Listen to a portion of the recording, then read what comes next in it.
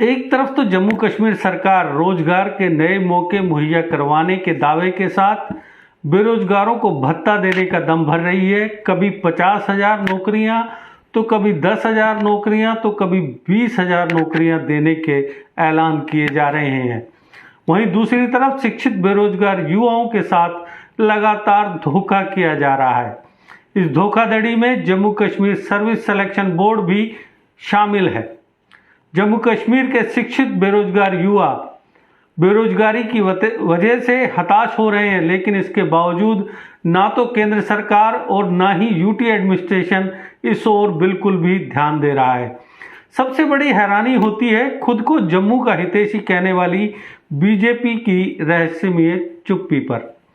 UP administration का करीब करीब हर ऑर्डर कथित रूप से जन विरोधी साबित हो रहा है। हर कोई सरकारी आदेशों की आलोचना कर रहा है। हाल ही में सरकार ने गांवों में निर्माण कार्यों को लेकर जो ऑर्डर जारी किया उसकी भी काफी आलोचनाएं की गई। बेरोजगारों पर लाठियां बरसाकर उन्हें गिरफ्तार कर उन्हें चुप करवाने की कोशिशें तो लगातार की जा रही हैं, लेकिन कोई यह कोशिश नहीं कर रहा कि बेरोजगारी को काबू करने के लिए क्या और कैसा एक्शन प्लान तैयार किया जाए। आखिर शिक्षित बेरोजगार कब तक इन गैर जरूरी सितमों को झेलने को मजबूर किए जाएंगे। उनके सितम भी कह नहीं सकते किसी से हम, उनके सितम भी कह नहीं सकते किसी से हम, घुट घुट के मर रहे हैं अजब बेबसी से हम। दर्शकों, जेके अपडेट प्राइम टाइम में मैं प्रशांत भारद्वाज आपका स्वागत करता हूं। आज के प्राइम टाइम में चर्चा सरकार के नए कारनामे पर।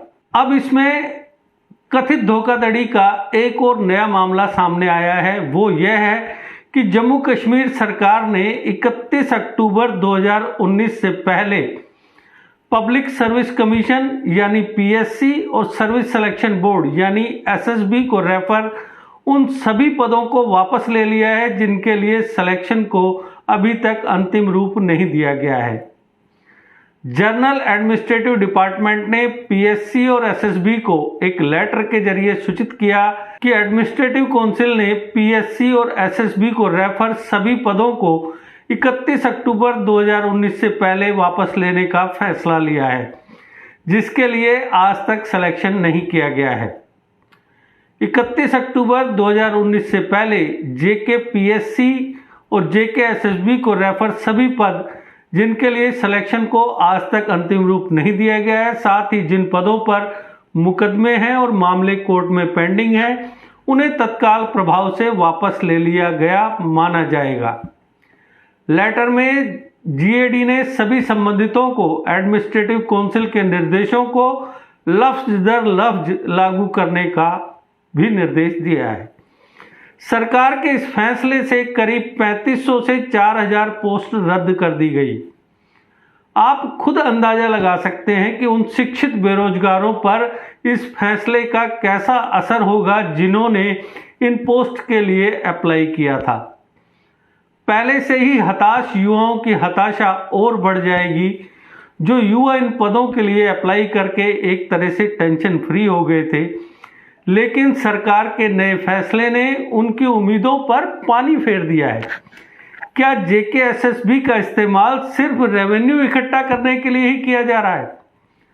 वैसे जेके एसएसबी के लिए तो युवाओं से धोखाधड़ी करना कोई नई बात नहीं है।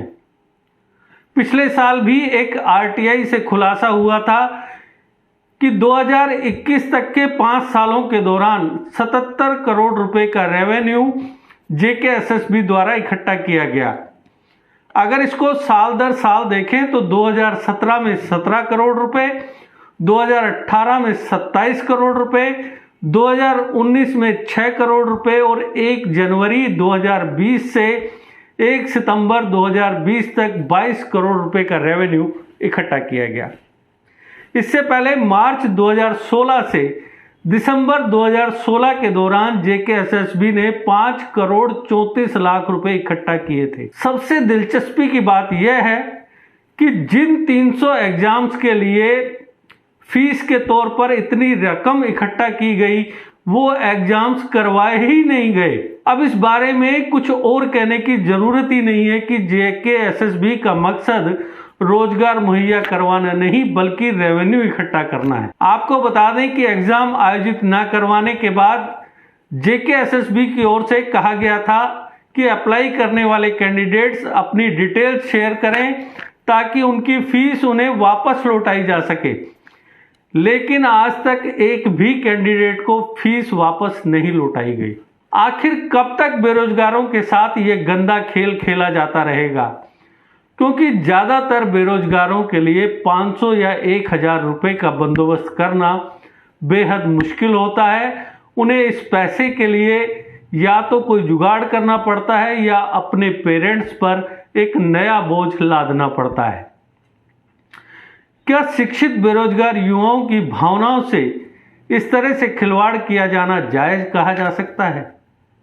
अगर आज बीजेपी कहती है कि जम्मू कश्मीर के पूर्व शासकों ने जम्मू कश्मीर के युवाओं के साथ खिलवाड़ किया था जिसकी वजह से प्रदेश के मौजूदा हालात पैदा हुए, अगर आज भी यही सिलसिला जारी है तो फिर कौन सा बदलाव आया है? कौन सी नई क्रांति आई है जम्मू कश्मीर में? अगर जनता की, युवाओं की इसी तरह से अनदेखी की जाती रही तो फिर जम्मू कश्मीर के हालात शायद ही कभी सामान्य हो पाएंगे।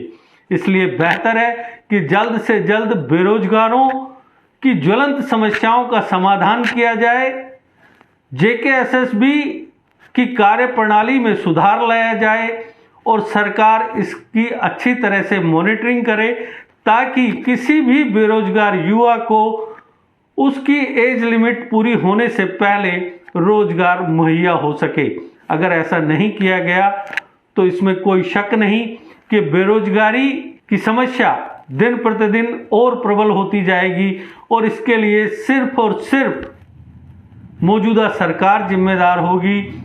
मौजूदा सरकार, चाहे वो केंद्र सरकार हो या जम्मू कश्मीर सरकार हो, उसे वक्त रहते इस समस्या का समाधान करना ही होगा, क्योंकि जो मौजूदा हालात हैं उन्हें देखकर तो हम सिर्फ यही 2 लफ्ज कह सकते हैं कि वाह रे सरकार। सरकारों को बेरोजगारों का ख्याल कहाँ रहता है?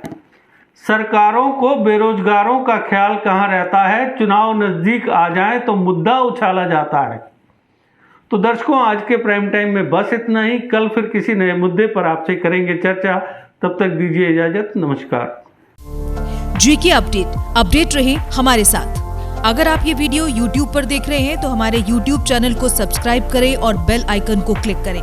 अगर आप ये वीडियो Facebook पर देख रहे हैं तो हमारा Facebook पेज लाइक जरूर करें। For advertisement please contact 7051091811।